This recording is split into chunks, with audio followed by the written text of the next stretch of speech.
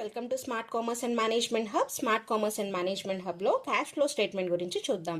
అసలు cash flow statement అంటే ఏంటి అంటే, ఏదైతే మనం ఆర్గనైజేషన్లో క్యాష్కి సంబంధించిన ట్రాన్సాక్షన్స్ చేస్తాం కదా, అంటే inflows of cash, outflows of cash వస్తుంది పోతుంది ఆర్గనైజేషన్లో ఏమిటి అనేవి ఒక స్టేట్మెంట్ రూపంలో డీటెయిల్డ్ సమ్మరీగా రాసి ఒక స్టేట్మెంట్ రూపంలో చూపిస్తాం during a specified time period, అంటే ఒక ఫైనాన్షియల్ ఇయర్కి. ఓకేనా? Why liquidity assessment. ఫస్ట్ అసలు క్యాష్ ఫ్లో స్టేట్మెంట్ ఎందుకు అవసరం అంటే, లిక్విడిటీ అసెస్మెంట్.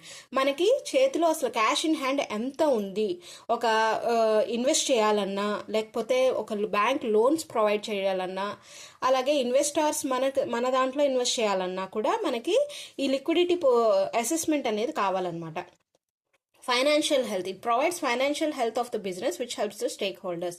ఎవరైతే షేర్ హోల్డర్స్ ఉన్నారో, మన దాంట్లో ఇన్వెస్ట్ చేస్తున్నారో, వాళ్ళకు కూడా మన బిజినెస్ యొక్క ఫైనాన్షియల్ హెల్త్ అనేది ఈ క్యాష్ ఫ్లో స్టేట్మెంట్ ద్వారా తెలుస్తుంది.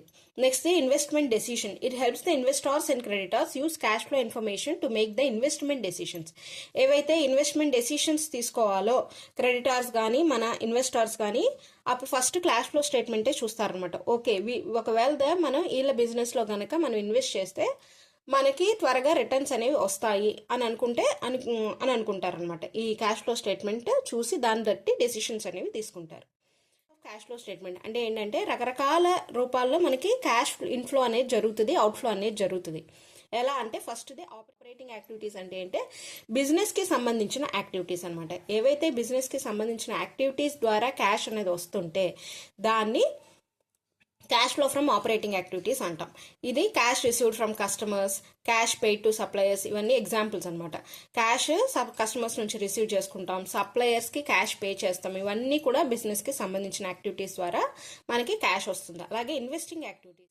This involves cash flows from buying and selling physical and financial investments. అంటే ఏంటి, మెషినరీ పర్చేస్ చేస్తాం, ఎక్వైరింగ్ అసెట్స్ చేస్తాం. అంటే ఏదైనా ఫిజికల్గా కానీ ఫైనాన్షియల్ కానీ ఇన్వెస్ట్మెంట్స్ చేస్తే దాని ద్వారా వచ్చే క్యాష్ని, అంటే ఒక ల్యాండ్ అండ్ బిల్డింగ్ కొంటాము, ప్లాంట్ అండ్ మిషనరీ కొంటాము, లేదా ఎందులో అయినా ఇన్వెస్ట్ చేస్తాము, ఏదైనా సేల్ చేస్తాము, అసెట్స్, వీటి నుంచి వచ్చే క్యాష్ ఫ్లోస్ అన్ని ఇన్వెస్టింగ్ యాక్టివిటీస్ కింద వస్తాయి. నెక్స్ట్ది ఫైనాన్స్ ద్వారా. ఫైనాన్సింగ్ అంటే ఏదిలో అయినా మనం ఇన్వెస్ట్ చేయటం, అంటే న్యూ షేర్స్ ఇష్యూ చేయటం, ఫండ్స్ని బారో చేసుకోవటం, లేదా డివిడెండ్ పే చేయడం, ఇవన్నీ కూడా ఫైనాన్సింగ్ యాక్టివిటీస్ కింద వస్తాయి. దీని ద్వారా కనుక క్యాష్ ఫ్లో అనేది వస్తే దీన్ని ఫైనాన్స్ యాక్టివిటీస్ అంటారు. ఓకేనా? దీంట్లో క్యాష్ ఫ్లోలో 2 మెథడ్స్ ఉన్నాయి మనం క్యాష్ ఫ్లో స్టేట్మెంట్ వేయడానికి, డైరెక్ట్ అండ్ ఇండైరెక్ట్ మెథడ్ అనేది. అవేంటి అనేది నెక్స్ట్ వీడియోలో చూద్దాం.